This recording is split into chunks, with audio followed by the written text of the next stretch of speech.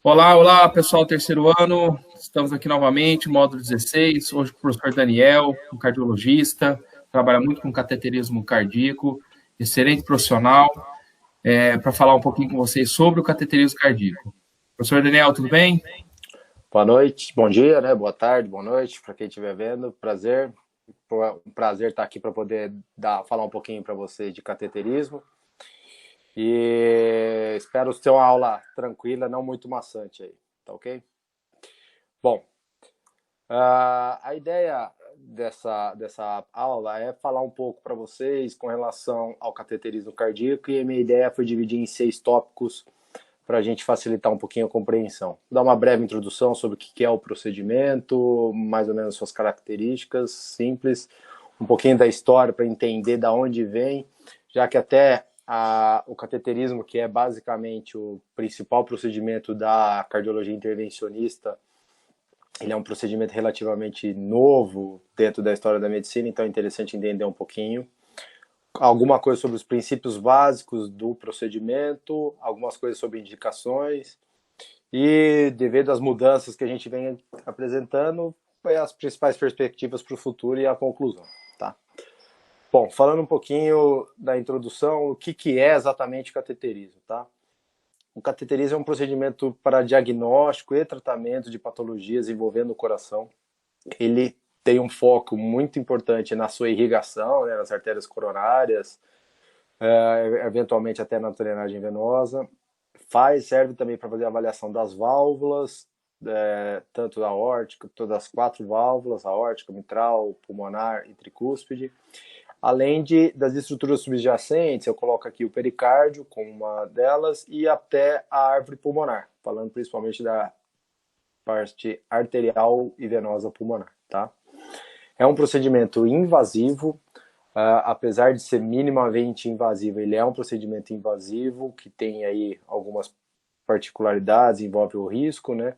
E ele usa bastante o raio-x, ele é fundamental. E a gente vai comentar um pouquinho mais para frente sobre isso, tá? Apesar disso, é um procedimento com baixo nível de complicações e acaba sendo bem seguro, tá? Falando um pouquinho da história. Para a gente entender um pouco do procedimento, né? A gente tem que entender algumas coisas de como isso começou. Ele é um procedimento relativamente recente, mas é o primeiro relato de algo que simularia um cateterismo. Foi em 1844, com o Claude Bernard, fez um cateterismo em um cavalo. Ele puncionou a artéria jugular, ele dissecou a artéria jugular do paciente, do cavalo, introduziu uma sonda até chegar no coração e conseguia fazer algumas medidas nesse momento só pressóricas, tá? Isso foi gradualmente se desenvolvendo, mas a partir do momento que essa pessoa entrou na jogada, que é o Röntgen, que é um alemão que conseguiu aí entender um pouquinho da radiação que hoje a gente conhece como raio-x, né? Radiação eletromagnética, que aí conseguiu-se, na verdade, somar todas as ferramentas para poder desenvolver o que a gente chama hoje de cateterismo, tá? Essa aqui é uma foto, que é o primeiro raio-x demonstrado, essa mão, que está na foto aqui, é a mão da esposa do Röntgen. E na época não se imaginava nem o que exatamente poderia acontecer com a utilização do raio-x, né? O tempo foi se passando, juntando essas duas histórias, até que em 1929 é realmente relatado o primeiro cateterismo cardíaco em humano, tá? Werner Forsman, um outro alemão, era aluno de medicina, estava nas suas aulas de cirurgia, usando os conhecimentos, fez o autocateterismo. Ele puncionou uma veia do braço, inseriu uma sonda, essa era uma sonda vesical urológica, né? E até mais ou menos a altura do que ele imaginava que era o coração. Ele subiu um andar, onde estava aí o aparelho de raio-x da época, e fez essa primeira imagem. Então essa foi o primeiro relato oficial. Nessa época, apesar de ter tido bastante conversa a respeito dessa situação, o pessoal achava que era um procedimento ainda muito perigoso, tinha muitas ressalvas em realizá-lo. Então, até o próprio Werner acabou desistindo um pouco dessa ideia. Apesar disso, algumas pessoas ainda continuaram mexendo e mais para frente se desenvolveu o procedimento. O Werner foi tão importante que mais para frente ele acabou recebendo um prêmio Nobel pelo empenho e desenvolvimento da técnica, né? E ele, no final das contas, acabou se tornando um urologista. Bom, um pouquinho mais. Então, em 1932, aí assim, esse autor, o Klein, relatou 11 cateterismos cardíacos direito, e nessa época era só basicamente a colocação do catéter guiado por alguma escopia e aferição de pressões. Em 1947, Dexter relatou já os primeiros estudos em cardiopatia congênita, né? Em 1950, na década de 50, que Zimmermann começou a fazer as primeiras cateterizações de ventrículo esquerdo. Anteriormente eram sempre apenas o lado venoso que era estudado, e nessa época da década de 50 que as primeiras cateterizações ventriculares esquerdas, ou seja, do lado arterial.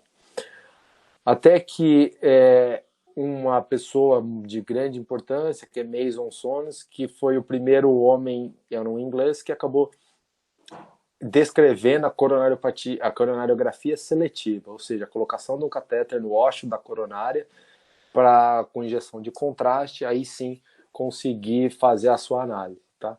Anteriormente, tinha-se muito receio de, na hora que fizesse isso, o paciente tivesse uma parada, né?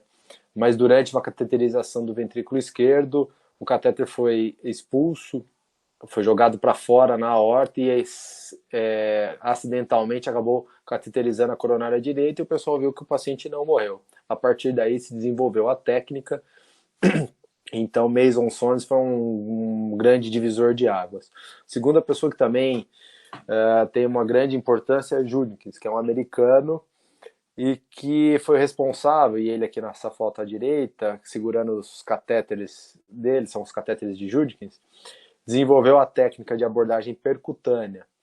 O que é isso? Você podia fazer a punção da artéria com colocação de uma bainha, que depois a gente vai mostrar um pouquinho mais com calma, e aí colocação de catéteres, que aí são catéteres pré-moldados, que facilitavam muito a cateterização seletiva.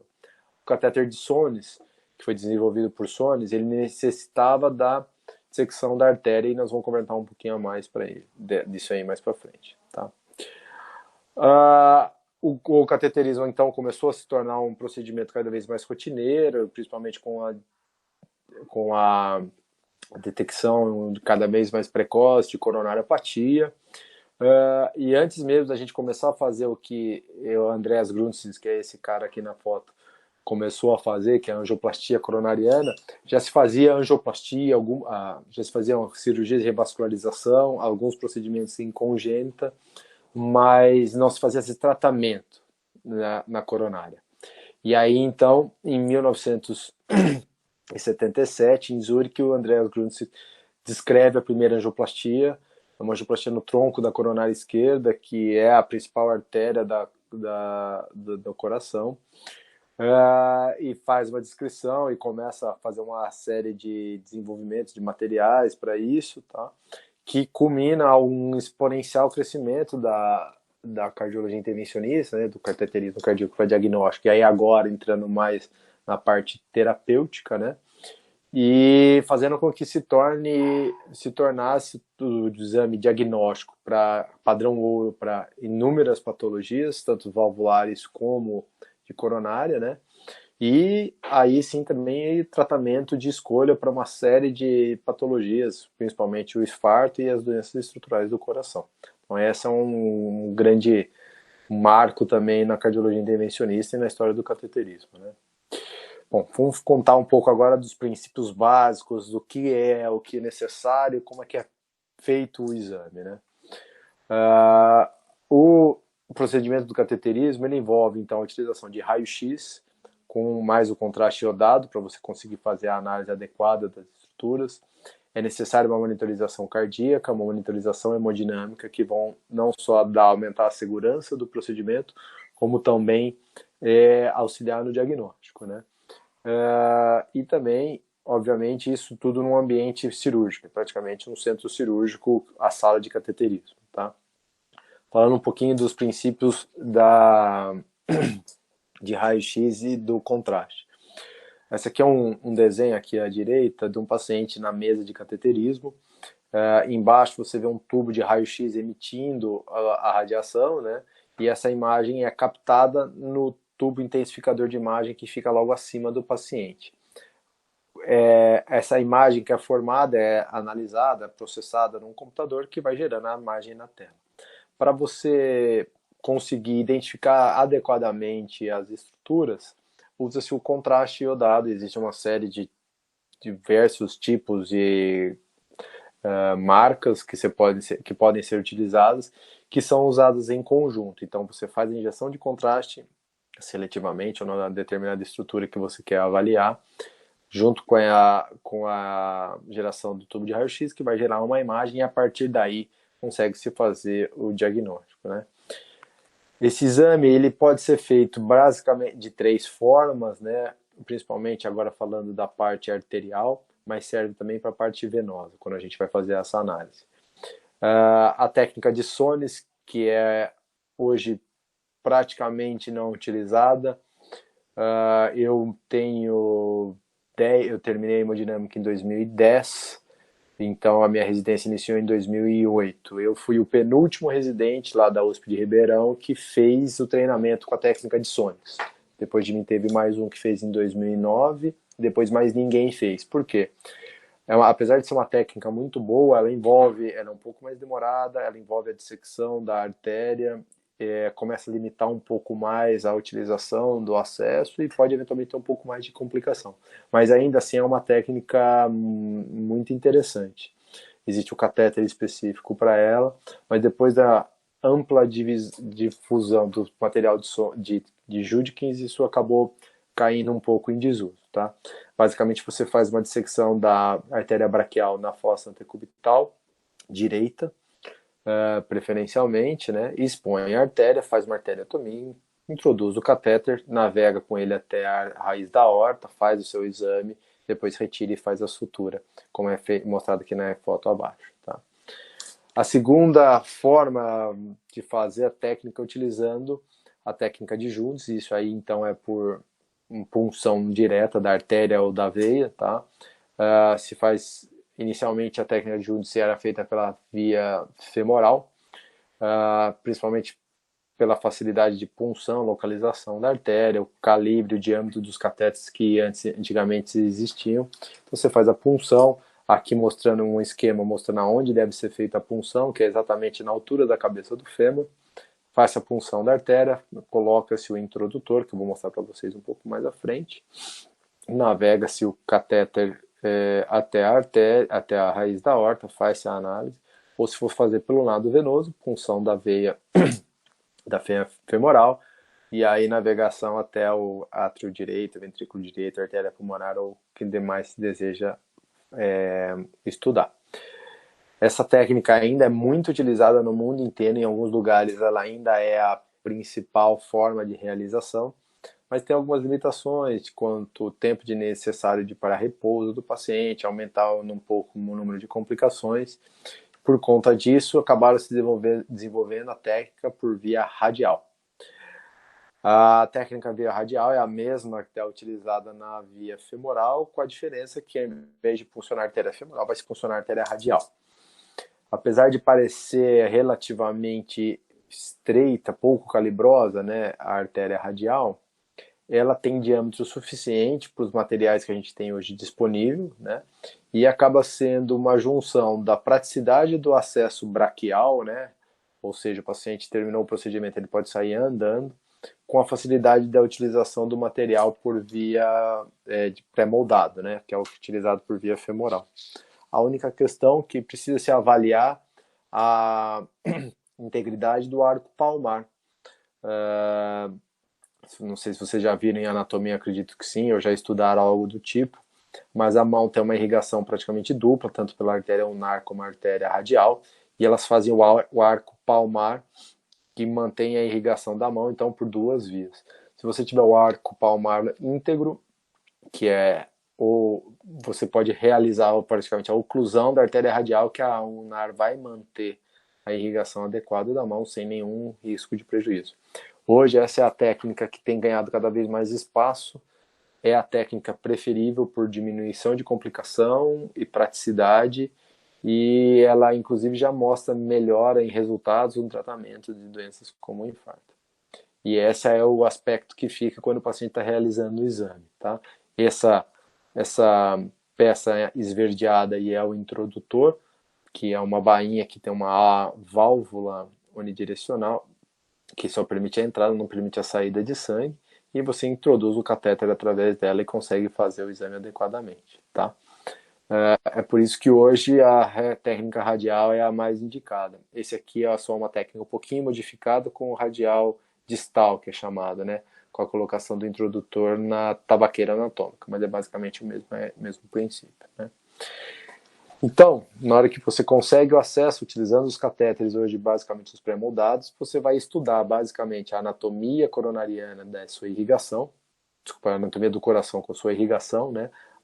Analisando as coronárias, aqui à esquerda tem o desenho do coração com a coronária direita, saindo um pouco mais à esquerda, a coronária descendente anterior, na frente, a circunflexa, e aí você faz essa análise em diversas projeções, mudando a posição do tubo de raio-x e emitindo as imagens, junto com o contraste para poder fazer a análise, né? E aqui um esquema das válvulas, e aí através da aferição da pressão, transvalvar e comparação da pressão de diferentes câmaras, pode-se fazer essa análise. Essa aferição da pressão, ela é feita com um sistema simples, que é tipo uma pequena mola, que é montada num transdutor que, conectado com uma linha preenchida de soro, né, um catéter, uma pequena, não um introdutor, mas esqueci, um equipo preenchido de soro, conectado na ponta do catéter, na ponta distal do catéter, proximal do catéter, ele transmite a pressão, consegue ler a pressão transmitida da ponta proximal do catéter, que é lá dentro da aorta, ou da coronária, por exemplo, ou da artéria pulmonar. E aí esse transdutor, que é essa imagem aqui à direita, que a gente tem 3 transdutores, consegue analisar essas variações e traduz isso num sinal e consegue fazer a aferição da pressão. A grosso modo, o que a gente vai acabar identificando é isso aqui. Através dessa conexão, então, um equipe preenchido de soro, conectado na ponta do catéter, que está fora do paciente, consegue ler, consegue transmitir até o transdutor a leitura da pressão que está sendo percebida na ponta do catéter. E aí, na dependência de onde você está, de qual câmara você está, relacionando isso com o eletro, que é o tempo inteiro presente durante o exame,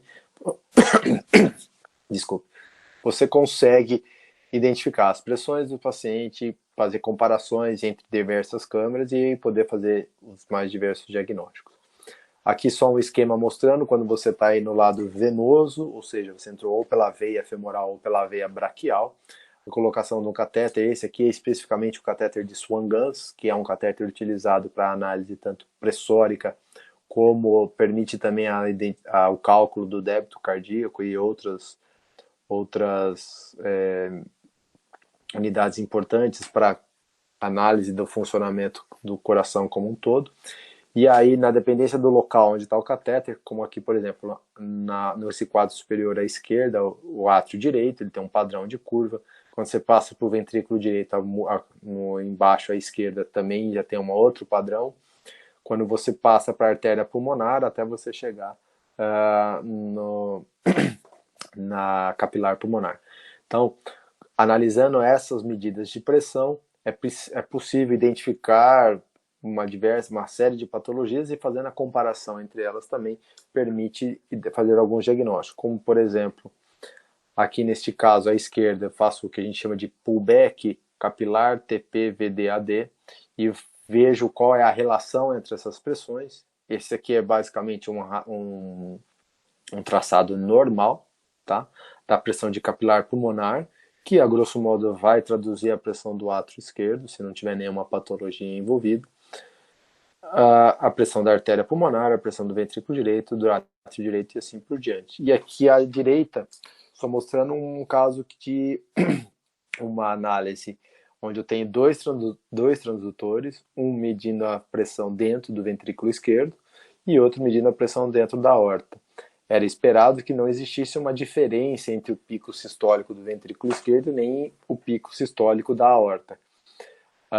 Como há essa diferença, a gente pode fazer uma análise. Nesse caso aqui seria o diagnóstico de uma estenose aórtica, um problema na válvula aórtica que poderia justificar os sintomas dos pacientes. Tá?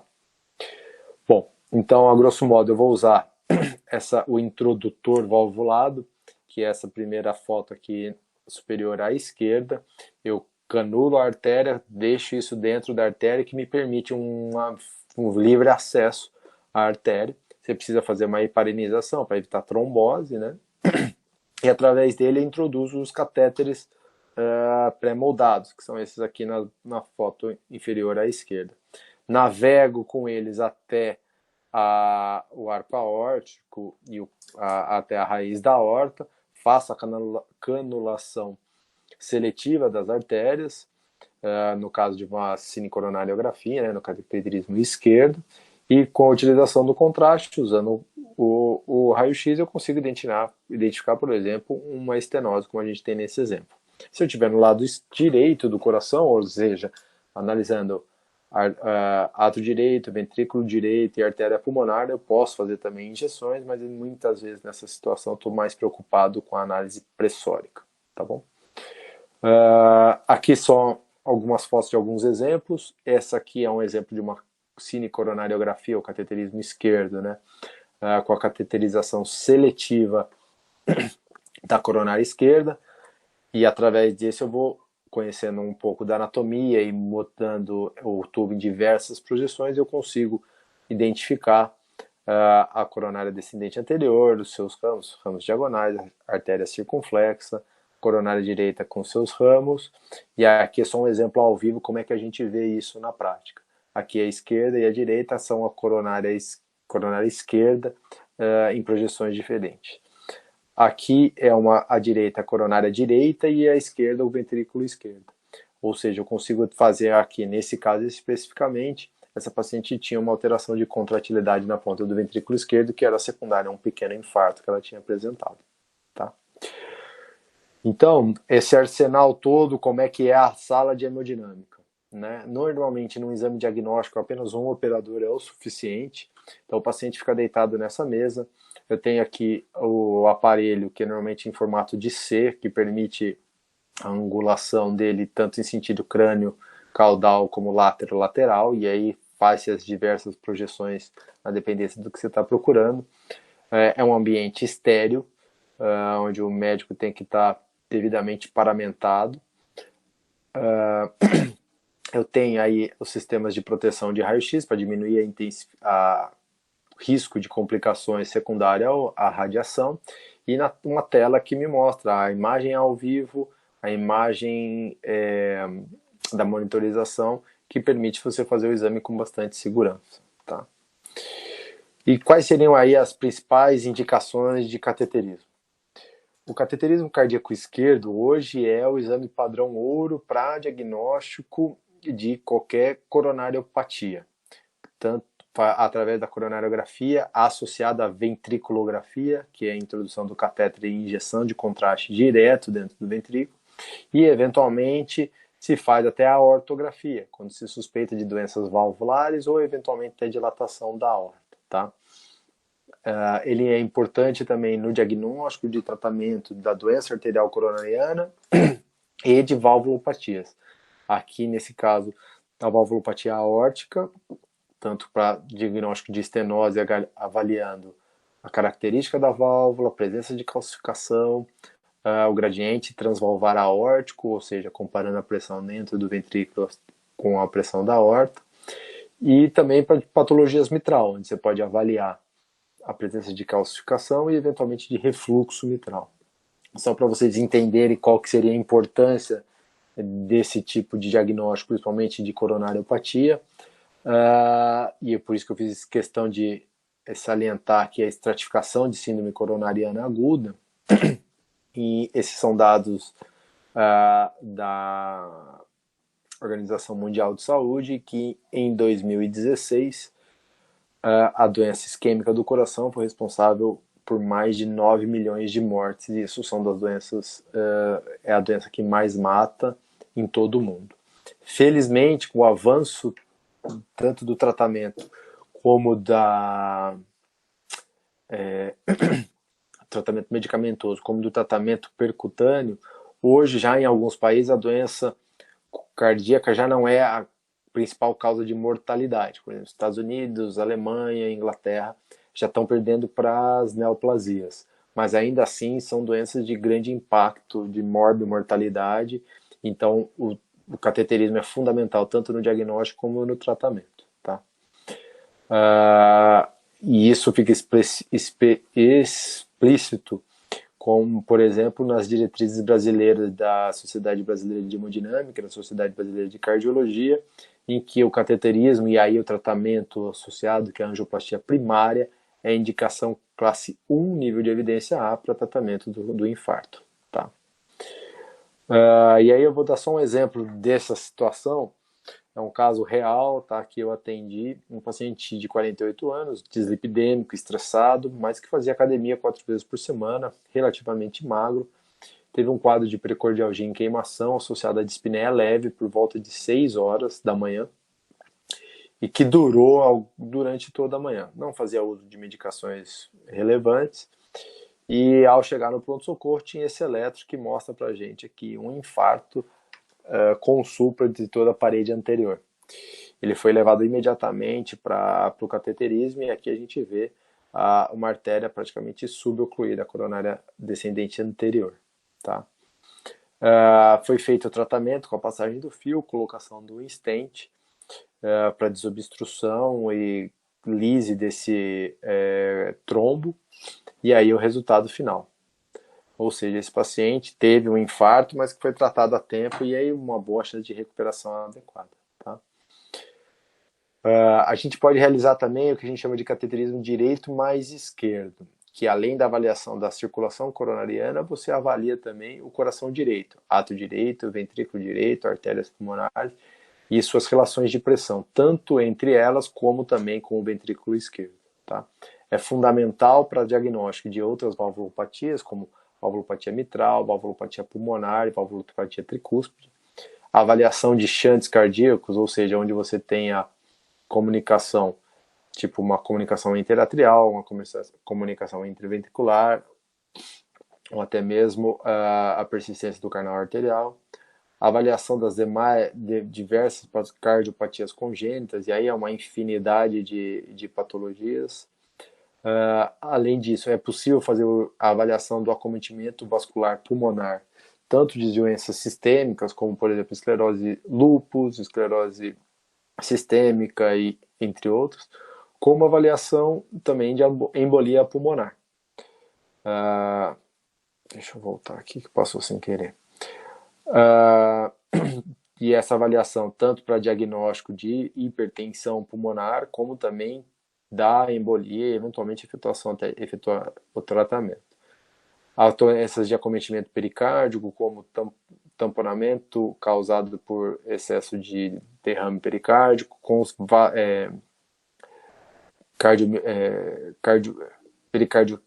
doenças do pericárdio que causam constrição. Tá? É possível, através da avaliação de pressões intraventriculares e comparação entre ventrículo esquerdo e ventrículo direito, fazer essa distinção. Tá?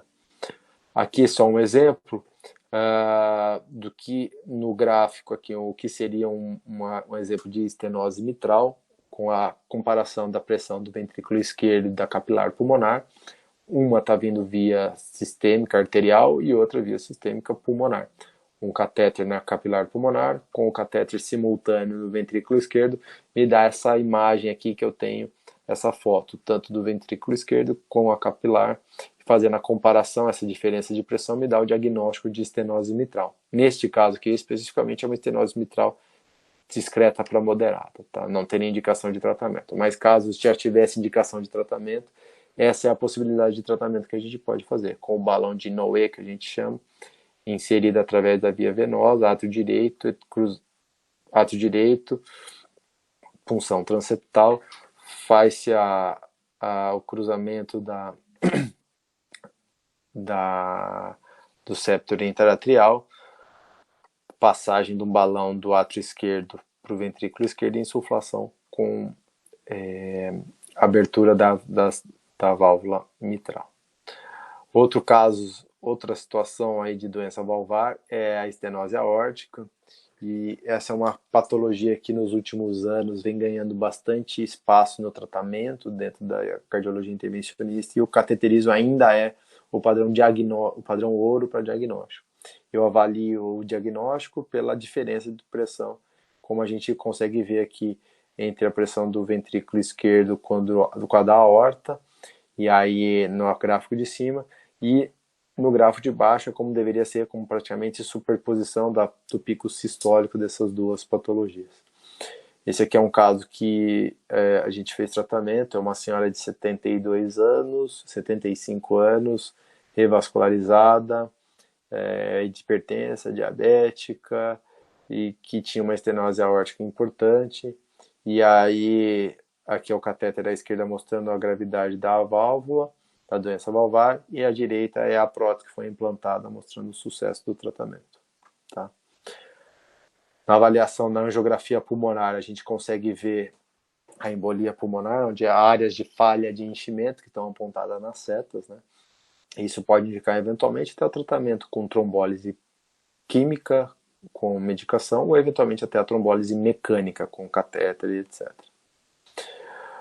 Bom, depois de explicar isso tudo, parece um exame muito bom, mas ele é ainda, por uma série de questões, um exame que é invasivo, mas não é isento de riscos. Tanto pelo raio-x, quanto pelo contraste, você pode ter lesão vascular, você pode ter um AVC durante a realização do exame, você pode ter um infarto, apesar de ainda serem complicações pouco frequentes. Complicações graves no cateterismo são descritas como menos de 1%.